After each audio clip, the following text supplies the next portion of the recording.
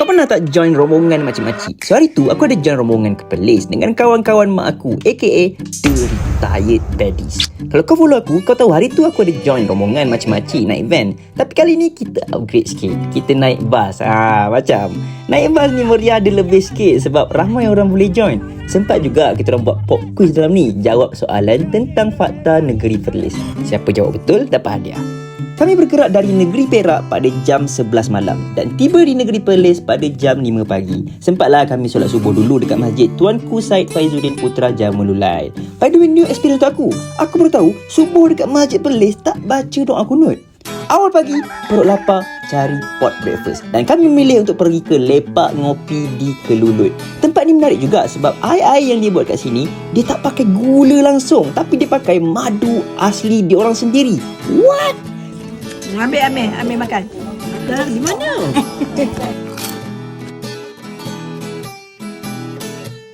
Setelah selesai breakfast, tiba kita ke destinasi favourite geng mak-mak, Padang Besar.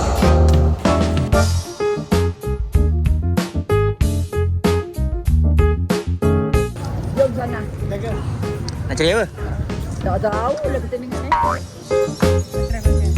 Buah ni disyorkan.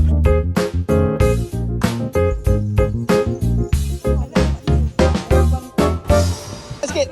Apa dekat tangan, kat tangan. Selak sikit. Saya ada beli ni. Kali apa? Tu? Tak beli apa-apa. Lain jika sedap. Baik. Periuk pun ada. Periuk pun ada. Ada periuk. Selesai shopping, kami pun pergi ke hotel untuk letak barang. Nap sekejap dan bersiap untuk nak keluar pergi dinner. Masa untuk dinner. Tapi tak tahu nak makan mana? Kau boleh pergi sini. Makan mana ikan bakar. Dekat sini kau boleh dapat makan ikan bakar yang sedap dan best sebab tak sesak. Hari kedua, hari yang sangat indah. Hari ni kita ada misi geng. Kita nak pergi jumpa kelab rukun tetangga dekat Perlis di Kampung Warna-Warni. Tapi sebelum jumpa, breakfast dulu di Jalan Datuk Ali.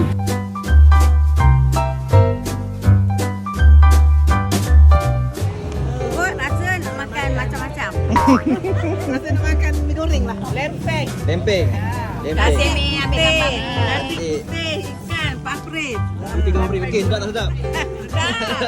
Tiba kita di Kampung Warna-Warni untuk jumpa wakil kelab rukun tetangga di sini. Kalau kau nak tahu, Kampung Warna-Warni ni asalnya kampung nelayan biasa je. Tapi start tahun 2020 dulu, Raja Muda Perlis mulakan inisiatif untuk cantikkan kampung ni dan jadikan kampung nelayan ni sebagai destinasi pelancongan. Kita orang pun apa lagi? Sewa colek RM35 boleh naik 3 ke 4 orang dan pusing-pusing satu kampung.